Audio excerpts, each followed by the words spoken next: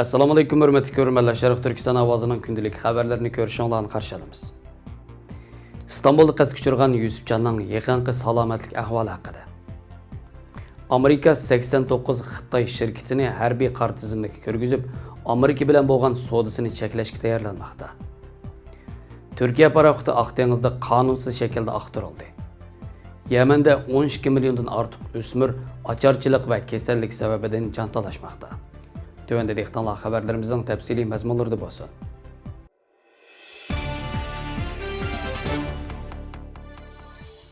Erkin Asya Radiosu xəbərdə Yusupjan Əməd 2 noyabr kecha İstanbulning Avcılar rayonida noma'lum kishilar tarafidan o'q etilib og'ir yaralangan. 5 noyabr kuni yarim kechada uning ahvoli tuyuqsiz og'irlashib, jiddiy qutqizish bo'limiga elingan. Bir hafta jiddiy qutqizishda davolangandan keyin uning ahvoli yaxshilanib, 1-darajalik jiddiy qutqizishdan o'tib, tadrijiy holda yaxshilanish qarab yuzlanayotganligi bildirilgan. Erkin Asya Radiosu muxbiri bu vaqtda shaxsan Yusupjanning o'zini ziyorat qilib, uning bilan suhbat berishni talab qilgan bo'lsa-mu, ammo doktorlar talabni rad qilgan. Jiddiy qutqizish bilimi kirishga ruxsat yo'qligini bildirgan.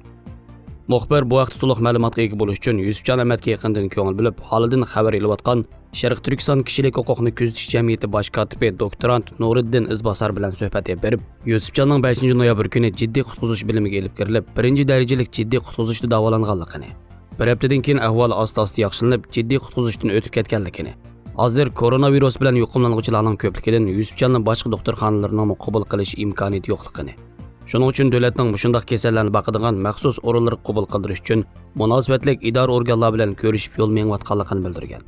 Nuriddin Izbasar apandi Yusupjanning salomatlik ahvoli to'g'risida to'xtalib, Yusupjanning ahvoli og'ir, bo'ynining osti taraf ishlamaydi, harakat qilolmaydi. Doktorlar uning buningdan keyin harakat qilolmaydiganligini, yo'l yurolmaydiganligini, nafas olish uskunasiga tayanib yashaydiganligini bildirdi. Shuning uchun davlatning bu xil kasallarni beqish uylariga qabul qildirish uchun munosabatlik idora organlar bilan ko'rishib yo'l mengayotimiz degan. Hammamizga ma'lum bo'lgandek, Yusupjan 2 noyabr kechada İstanbulning Avcılar rayonidagi do'stining uyining oldida noma'lum kishilar tomonidan qurolliq suiqasdga uchrab og'ir yaralangan edi. Nuriddin Izbasar apandining bildirishicha, soqchilar otquchini tutgan yoki tutanmaganlik to'g'risida texnik ma'lumot bermagan. Biroq Nuriddin apandi bu vaqtda soqchilar va ichki ishlar idorasi bilan ko'rishib turayotganligini, soqchilarning voqeani tekshirib jinoyat qo'mondonlarini tutish uchun harakat qilayotganligini ilgari surgan. Janob Allohdan Yusupjanning salomatligining pat-pursat yaxshi bo'lib ketishini tilaymiz.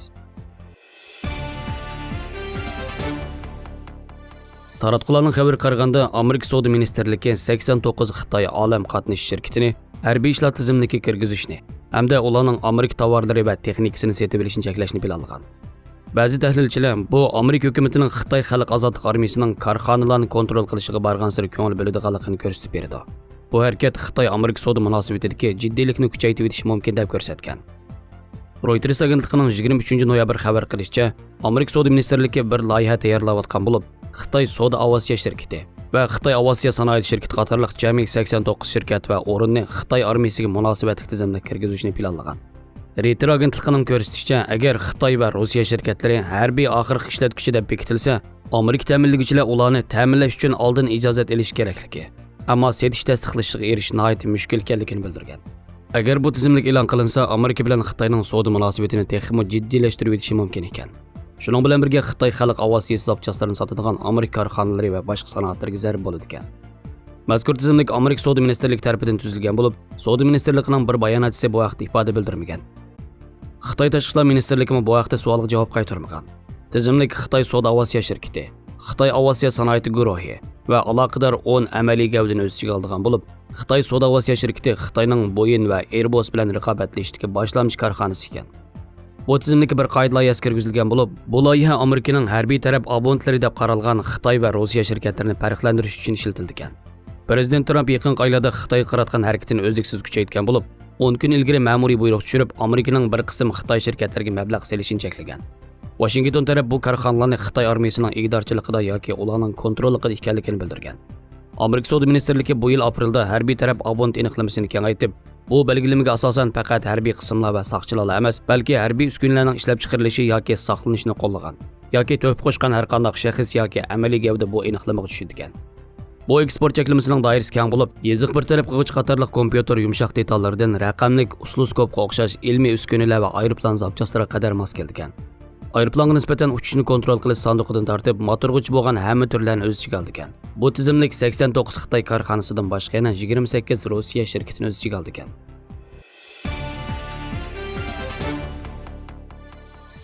Rossiyalik bir qo'mondonning qo'mondonligi ostidagi bir German paraxoti Turkiyadan Liviyaga ochliq va sir qatorliq narsalarni olib mangan paraxotni Sherqiy Oq dengizda to'xtatib, xalqaro qonunlarga xilof holda tekshirgan.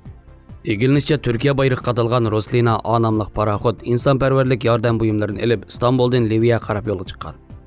Paraxot tungun kecha Rossiya dengiz armiyasidan bir qo'mondonning boshqurishi ostida olib berilayotgan irini harakatida vazifa o'taydigan bir German paraxot tarafidan Mora yarim orolining g'arbiy janubida xalqaro qonunlarga xilof holda to'xtatilgan. Dengiz qonuniga asosan xodimlarning paraxotlarni aqtirish uchun bayrog qadalgan davlatning ma'qullik elinishi kerak. Turkiyadan bu xil ruxsat elinmay turib, Hamburg paraxotining xodimlari tikuchar aeroplandan paraxotga sakragan. Xodimlar tikuchardan sakrishi va Hamburg qo'g'dug'uchi paraxotining Roslina A paraxotining atrofidagi harakatlari Turk paraxot xodimlari tomonidan darhol telefon orqali suratga olingan. Paraxotning suratini ostilatib, ilgirlashiga to'sqinlik qilgan askarlar Turkiyaning ruxsatini olmasdan ishga oshirilgan aqtirishning qonunga zid ekanligi to'g'risidagi ogohlantirishlarga qaramay, barliq konteynerlarni ichib aqtirgan. Toki tong otqish davomlashgan aqtirishdan keyin askarlar paraxotda insoniy yordam buyumlari, ochliq va sir qatorliqlardan boshqa narsa yo'qligini jazmlashtirib paraxotdan ayrilgan.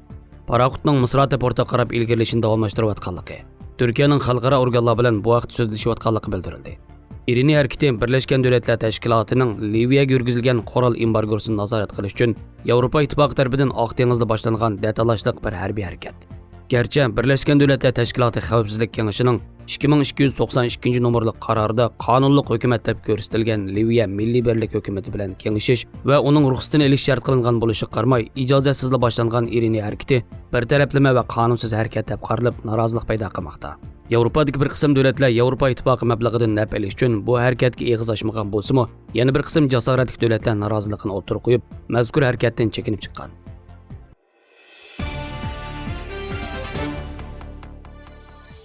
Birleşken Devletler Teşkilatı Balalar Fondining boshlig'i Henrietta Ford rasmiy organ torbetida e'lon qilgan bayonotida Yamanning yaqinqi yillardan buyangi eng og'ir ocharchilikka duch kelganligini ta'kidladi. Henrietta Ford Yamanning vaziyatiga munosabatlik xatar qo'ng'iriqining to'limi uzundan buyon chelinayotganligini bildirib, 12 milliondan ortiq kichik bola insonparvarlik yordamiga muhtoj dedi.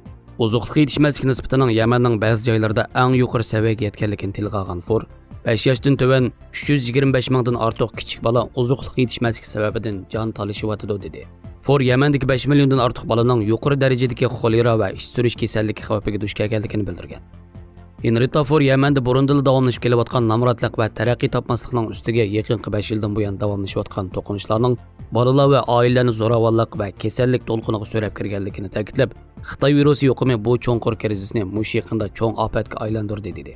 Henrietta Ford Birleşken Devletler Teşkilatı Balalar Fondining necha yildan buyon Yamanga yordam berish faoliyatlarini olib berayotganligini eskartib, tashkilotning bu yil insonparvarlik yordami uchun ehtiyojli bo'lgan 535 million dollardan 237 million dollarni qo'lga keltira olganligini ta'kidladi. Hamda qo'shimcha iqtisodiy manbaga ehtiyojli ekanligini qayd qildi. Shuning bilan bir vaqtda balalarni qutqizib olganlar vaqti Birleşken Devletler Teşkilatı Afg'oniston bilan Finlandiya tarafidan o'rlashtirilgan 2020-yillik xalqaro Afg'oniston yig'inida İyanı qo'g'ich davlatlarni Afg'on bolalarning kelajagini qo'g'dab qilishga chaqirgan bir parcha doklad e'lon qilib, Afg'onistondagi urush sababidan 2005-yildan 2019-yilgacha bo'lgan jarayonda har kuni o'rtacha hisob bilan jami 26025 bolaning o'lib ketganligi yoki meyib bo'lib qolganligi bildirilgan. Afg'onistonning dunyodagi bolalar uchun eng xatarlik 11 davlatning biri ekanligi o'tirib qo'yilgan dokladda urush davomlashayotgan boshqa barliq rayonlarga solishtirganda Afg'onistonda eng ko'p bolaning vafot bo'lganligi yoki meyib bo'lib qolganligi ta'kidlangan.